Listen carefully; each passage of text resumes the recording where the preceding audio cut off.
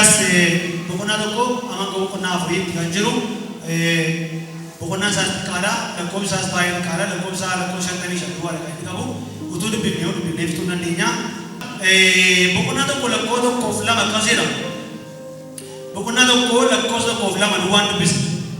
Isin garuu galtaniis ilaaluu dandeessu yeroo nan dubbadhus immoo duukaa deemtanii hubachuu dandeessu akka jedhamu. Dubbii Waaqayyoo karaa Milkiyaas saba Israa'el himee kanatti dhufee jira. Waaqayyo inni isinan jaalladha. Ani isinan jaalladha. Ameen. Isin garuu attamitti nu jaallattee Esaawun obboleessa Yaaqoob mitiire jettanii gaafattu. Waaqayyo ani ammayyuu Yaaqoobin nan jaalladha. Ameen. Gadi fuffunnee deemnee ol dubbifnee waa'ee jaalala Waaqayyooti kan agarru utuu gara daajii kana kutaa keenya kanatti utuu hin seenin garuu kutaa nama dubbachuuf jedhu kana achi macaafa raajii Haagee yoo ta'an ilaaltan yoo macaafa raajii Zakkaariyaas yoo dubbistan dhaqee immoo waa'ee Nehemiyaa fa'aa waa'ee Izraa fa'aa wajjin waan wal qabatu yookiin jechoonni walirraa dhaalamanii fi fudhataman ni jiru. Sababiin isaas raajiin Haageen faanii yoo waa'ee sabni Israa'el waggaa 70 biyya Baabilonitti booji'amanii faca'anii miidhamanii yeroo isaan akka isaan deebi'aniif Waaqayyo yaada kennuuf qalbii isaaniitti dubbatuu fi yaada isaaniitti dubbatu agarsiisa. Inni kun immoo raajii keessaa raajota warra xixiqqaa jedhaman keessaa isa dhumaadha yookiin raajota jiran keessaa isa dhumaadha. Isa kanatti aanee maatii wangeela Maatewos jira jechuudha walumaa galatti. Haa ta'u malee garuu ergoon of keetti qabatee jiru ergaa garasii kaasee achi dhufeedha jechuudha walumaa galatti.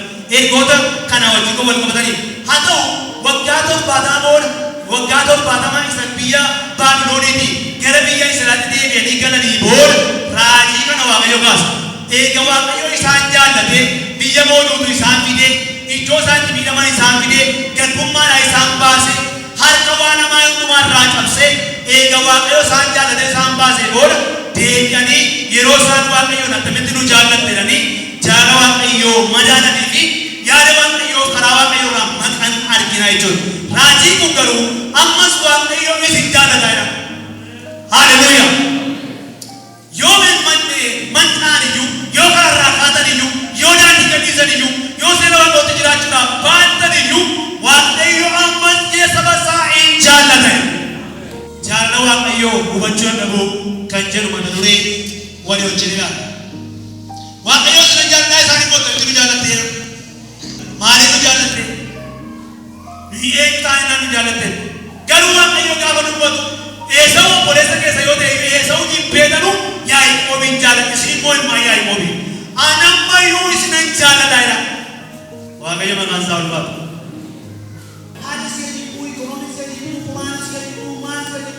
Waaqayyo si jaallata. Inni jaalala Waaqayyo isa waaqaaf ta'u isa kaleessa dur karaa abboota isaanii karaa Abrahaamii eeggaatti dubbate dhaamsatti dhaame kabuu galeetu ammas duukaa deeme yoo isin nan badhate yoo isin jaalala. Maqaan isaa ulfaatu. Kanaaf Waaqayyo saba Waaqayyotti dagate tokkotu anammoo isin jaalladha jedheetti. Akkuma nama sitti dubbate gaanii jaalala Waaqayyoo dubbachuu dhaban kan jedhuu fi tokkoffaan ergaa Waaqayyoo waggaa 70 garbummaa waggaa 70 keessa saba kana baasee sabni kun deemee Waaqayyoon dagatu. Innis kunis maaliif jettanii yeroo sana keessatti mootiin biyya bulchaa jira kan addunyoolessaan mootiin biyya bulchaa mootii Faares yookiin immoo mootii biyya Baabiloniitii Waaqayyo isaaniif kaasee biyya isaaniitti akka isaan galan godhe mootii Faares jedhamutu jira. Mootiin Faares kun waan hundumaatiin karaa hundumaatiin tasgabbii kennee fi nagaa argatanii jiru. Tasgabbaanii jiru jechuudha. Lolli kan jiru, diinni kan wayyaa kan jiru, wanti hamaan jiru. Kanaaf iyyuu wanti tokkoyyuu waan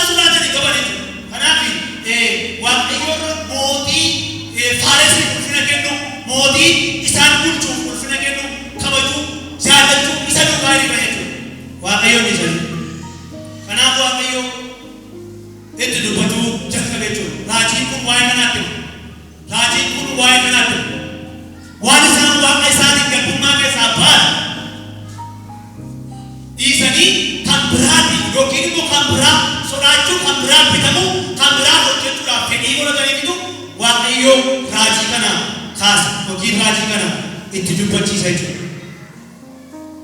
Inni lamaffaan seerota Waaqayyoo malee jiraachuu, seera Waaqayyoo ala jiraachuu, qajeelfama Waaqayyoo ala jiraachuu, sagalee Waaqayyoo ala jiraachuu.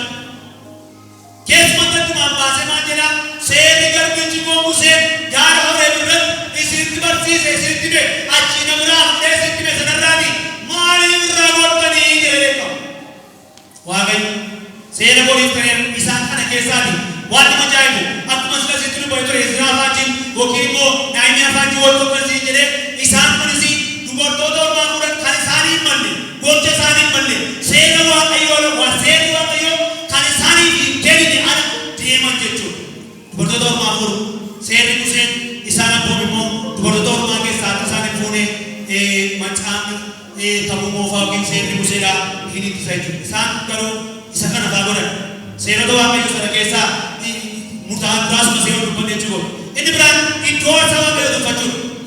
Maal jedhanii iddoo aarsaa Waaqayyoo tuffachuudha. Tokkuma jalatti kan isiin maal lama jalatti kan seerota Waaqayyoo yookiin seera Musee yookiin seera Waaqayyoo ala jiraachuu ta'e huuci mana maal seera mana yoo jiraanne seerri mootummaa uumamu seera Waaqayyoo keessatti immoo Waaqayyoo iddoo aarsaa tuffachuu jechuun maal jedha lubaa jalqabee hamma sagantaa jirutti seera Waaqayyootiin buluun hin jiru. Lubaa jalqabee jiru. Kana maxaafa kana keessatti jiru boqonnaa kana keessatti yookiin lakkoofsa 55 kana keessatti kan arginu. Kanaatiif iddoo aarsaa Waaqayyoo tuffachuu kadhati kun akkasumaan gochuu kun akkasumaan barsiisuu kun akkasumaan leenjii kun akkasumaan kun akkasumaan jedhanii tuffachuu iddoo aarsaa Waaqayyoo tuffachuu. Waaqayyoon haa oolchu. Inni biraanii kurnaffaa kaffaluu dhiisu kudhan keessaa tokko baasaa kan Waaqayyoo. Inni kunis Waaqayyoo seeraa kaa'ee seera Waaqayyoo sana ala jiraachuu jechuudha. Seera Waaqayyoo kana ala jiraachuu jechuudha. Inni biraanii aarsaa Waaqayyoo hin malle gochuun aarsaa Waaqayyoo hin malle maal jedhanii fakkaata waan isinii anaan dhiyeessan utuu mootiin isin geggeessu yookiin dura buutuu keessan kan ta'e tokko utuu dhiyeessinanii dhuguma isin hirkaan fudhataa oo isin jaalataa oo attamitti waan isin jettan isin nagaa jedhu nu gargaari yoo isin jettan attamitti isin gargaara nu taraarama yoo jettan attamitti isin taraarama isinoo waan tanaan malee naaf dhiyeessinu Waaqayyoon waa gargaaru. Aarsaa Waaqayyoof hin malle Waaqayyoon dhiyeessu. Kunis maal yoo sitti fakkaate horii jaama waan hin malle horii ana Waaqayyoof ta'uu mana kaata'etu oola isa gaarii sana isaan goota isa gaarii sana waan namaa naa dhiyeessu. Itti siqee wajjin haasa'a. Waaqayyo siin taasisa. Ulfina Waaqayyoof hin malle yookiin gocha Waaqayyoof hin malle jechoota Waaqayyoof hin malle Waaqayyoof dhiyeessuun adagaansaa guddaa jechuudha. Waaqayyoof ini beran seerota Waaqayyoo keessaa wanta nasirratti caqasu keessaa inni biraan aarifannee dubbadhaa hiikaa gaa'elaati. Fichi isa jennatu. Haadha manaa qeerrummaa keessanii irraa amanamummaa dhabdanii. Manni kuni waliif hin amanamu jedhe Waaqayyo. Isa kana immoo nan jibbaadha. Nan jibbaadha. Seerota Musee keessaa wantoonni kun raajiin Milkiyaas wanta caqase keessaa isinitti maal jedhu. Hiikaa gaa'ela. Hiikuu gaa'ela waldaan Kiristaanaa deebii mormiti waa malatu deebii. Kanaanitu waan irraa fagaatan. Kanaanitu ani nu jaallattee Waaqayyo qabu. Waaqayyo immoo nu kaalee isin jaallata. Isuma isaan kufanii jiran kanatu isin jaallata. Deebisuu yaadeetu. Qabxiin biraan sadaffaan jireenya ofirraa baasaa jiraachuu. Giddeenneshi maal itti yoo barbaadan yoo barbaadan dhiisu yoo barbaadan tajaajila yoo barbaadan dhiisu yoo barbaadan hojjetu yoo barbaadan dhiisu yoo barbaadan boomanii yoo barbaadan dhiisne jireenya ofirraa baasaa jireenya akkasumaanii jireenya simbiroo jechuudha Waaqayyo kan fayyadamne Waaqayyo kan filatan hin laanne waan Waaqayyo ittiin nama eegamu kan hojjetan jechuudha. Inni kunis Waaqayyoon eegamsiise. Waaqayyoon eegamsiise. Inni biraan sodaa Waaqayyoo malee jiraachuu. Namni nama Waaqayyoo hin sodaatu.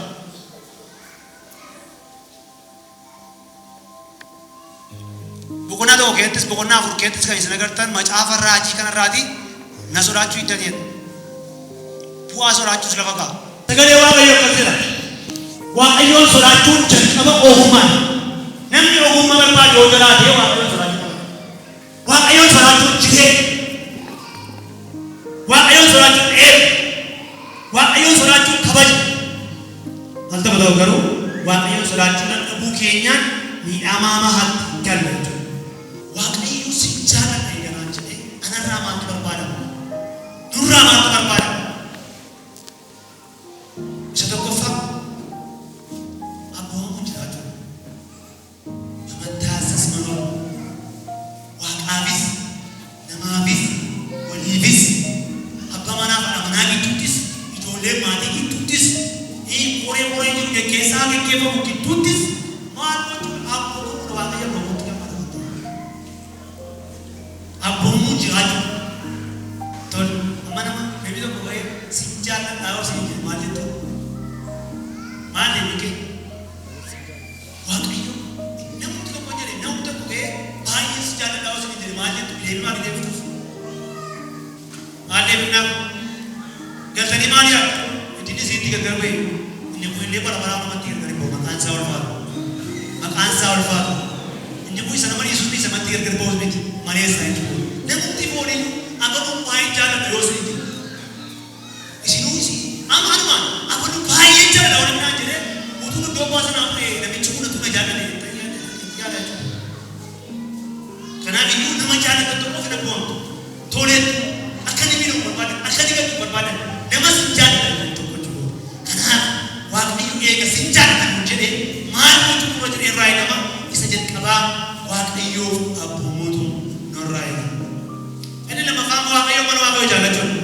Sila maal jenne faallaa kana mana Waaqayyo iddoo aarsaa Waaqayyo jibbanne yookiin immoo xiigga'u. Amma sana irratti immoo iddoo Waaqayyo jaallate moo maal gochuu dura jiraata yookiin immoo maal gochuu dura eegama Waaqayyo mana isaa jaallachuudha. Waaqayyo mana Waaqayyo jaallachuudha. Waaqayyoonis mana Waaqayyoos jaallachuun Waaqayyo nurraa barbaada. Inni sadaffaan waan Waaqayyo nurraa barbaadu jechuudha. Waan Waaqayyo nurraa barbaadu. Waan Waaqayyo nurraa eegu. Waan Waaqayyo nurraa eegu. Kan yoo jedhe kadhachuu, lallabee lallabu, taa'ee taa'u, hojjetee hojjetu. Waan Waaqayyo namarraa barbaadu hojjetuutu irraa eega Waaqayyo nama jaallatu jechuudha. Waan isa ajaa'ibu macaafa qulqulluu keessatti wangeela Yohaannis boqonnaa 21 dubbistan waan ta'uu kaasa achitti Phexros gooftaa Yesuus Kiristoos du'e jedhee iseetuma rabbii isaa fudhatee doonii lafa guutumee achitti gooftaa Yesuus Kiristoos duukaa lagaree kan lagaa dhaabatee gara mana fi baree booda eega wanta hundumaa waan barbaachisu hundumaa eegee fi ofiisatti mul'isee eega jedhee booda Phexrosi wanta dubbate gooftaa Phexros yaa ilmoodhaa naan dhugumaanii isa warri kun na jaallatan caalmaa na jaallattaa weereen yaa gooftaa akkas jaalladhu beektaare ammas gooftaanii garaagaru deebi'ee gaafate si'a lammaffaa yaa ilma yoonaa naan dhuguma isa warri kun na jaallatan caalmaa anan jaallattaa sin jaalladhaa ergaa ta'es isa dhumaarratti maal ta'e sadaffaratti yaa ilma yoonaa yaa Phexros yaa ilma yoonaa naan dhugumaan isa warri kun na jaallatan caalmaa garaagee guutuu na jaallattaa warnaan akkan lamsi sadaffaasa gaafate waan gaddeefi akkam si jaalladhu atutti iyyuu beekte egaa warra koonaa eege ameen eega gooftaan jaallate wanta nurraa eegu gochuun baay'ee barbaachisaadha jechuudha. Wanta gooftaan nurraa eegu wanta hojii hojjechuu dura jiraatu hojjechuu hojii hojjechuu duraa eegamu hojjechuudhaanitu gooftaa jaallachuu keenya yookiin immoo akka gooftaan nu jaallatu goona jechuudha. Yoo sanan ta'u ta'e garuu faallaa waliin faallaa ta'a jechuudha. Inni afuraffaan Waaqayyoon sodaachuudhaan jiraachuu. Sila maal isin jedhee Waaqayyoon sodaachuu malee jiraatan kanaaf Waaqayyoon eegaman. Amma immoo Waaqayyoon sodaachuudhaan akka isaan jiraatan gooftaan itti dubbata karaa raajii kana. Waaqayyoon sodaa Waaqayyoon jiraachuu. Obboloota koo waan tokko sitti hima. Waaqayyoon sodaachuu fi amma jireenya keenya amma namni amma Waaqayyoon sodaachuu baay'ee qabu jirtan yaada. Yoo laata jechuudha. Karaa siraa beessa dhagaa maalis godhaa Waaqayyoon sodaachuu namni baay'ee fagoodha. Fagoodha jechuudha. Fagoodha Waaqayyoon sodaachuu. Gooftaan Yesuus Kiristoos ammas baay'ee yeroo dubbatu maal jedhaani foon kana Yesus soraadina fooniin lubbuu walitti qabee gara qileetti kan darbachuu danda'u isa soraadha waaqayyoon soraadha. Kanaaf waaqayyoon jireenya waaqayyoon soraatu qabaachuudhaan namni akka jiraatu waaqayyoo nurraa barbaada. Inni shanaffaan aarsaa qulqullaa waaqayyoo itti gammadu isaaf dhiyeessu. Aarsaa qulqullaa waaqayyoo itti gammadu isaaf dhiyeessu barbaada waaqayyo. Aarsaa qulqullaa waaqayyoo itti gammadu isa waaqayyoo itti aara galfatu isa waaqayyoo itti boqotu isa waaqayyoo teessoo irraa nu kaasu isa waaqayyoo biraatii fayyina nu ergu isa waaqayyoo biraatii gargaarsa nu ergisiisu aarsaa foonii isaa waaqayyootti tolu isa waaqayyoo itti gammadu dhiyeessuudha. Akka jala kanaa isa waaqayyoo mul'isanii isa waaqayyoo mana dhiyeessu. Utuu isinii isa naaf dhiyeessan kana utuu nama isin geggeessuuf dhiyeessan iyyuu dhuguma isin kan fudhataa isin gammadaa Siti gamada waan fokkisa waaqayyoon dhiyeessu turan. Aarsaa hin malle, aarsaa waaqayyoon hin kenne, aarsaa waaqayyoo bira ga'uu dandeenye dhiyeessan waaqayyoof. Kanaaf eega waaqayyoon nu jaallate maal gochuu qabna kan jedhuufi aarsaa qulqullaa isa isaaf malu dhiyeessuufi. Cuunfaa dubbii kanaatiifi waaqayyoon nama jaallateefi maaltu godhamaa kan jedhu. Warra isaan jaallateef maal godhama? Isee kan turutti naa hubadhaa.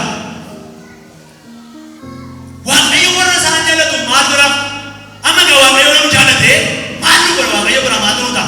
Jarri akkasuma jedhan haan ni godhaa jedhani haan ni jaallatee haan ni jaallattee jedhani waaqayyo akkasii jedhee dhiise waaqayyo akkasii jedhetu egaa dubbadhu jedhee ergaa dubbachiise waaqayyo namichi sagal.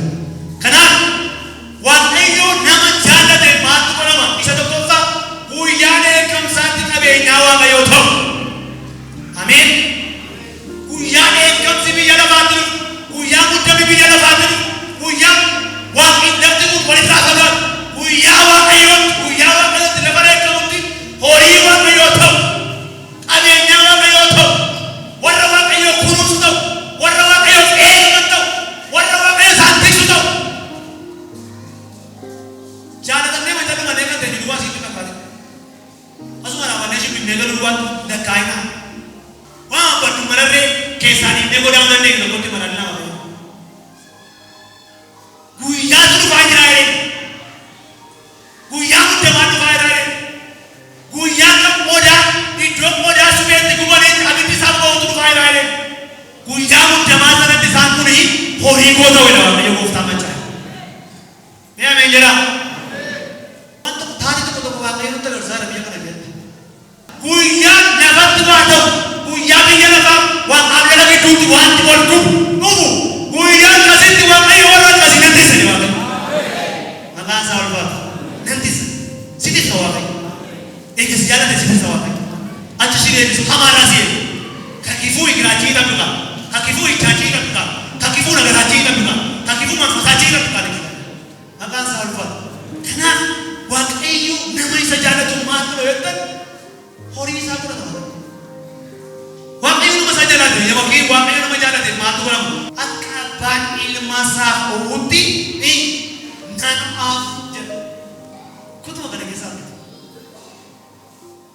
Oowweetu eenyu namni dhala isaa fi nooyi eenyu namni dhala isaa fi nooyi cakkaanii kabiyoode dhala isaa fi warra jaallate yeroo kanaaf isin jaallate isin duukaa isin oomusu isin duukaa deemsa isinii fa'uutu isin duukaa deemsaa jedhama duukaa deemee taasaa jari jalaa deemu waaqayyo koo duukaa deemu isin jaallata isinii oomu fayyadanii akka ilmaan isinii oomu fayyadanii isin gargaaruu fayyadanii isin tumsuuf isin gochuuf fayyadanii harka si qabuuf lafaa si kaasuuf fayyadanii jedhetu duukaa deemu waaqayyo isin duukaa hafu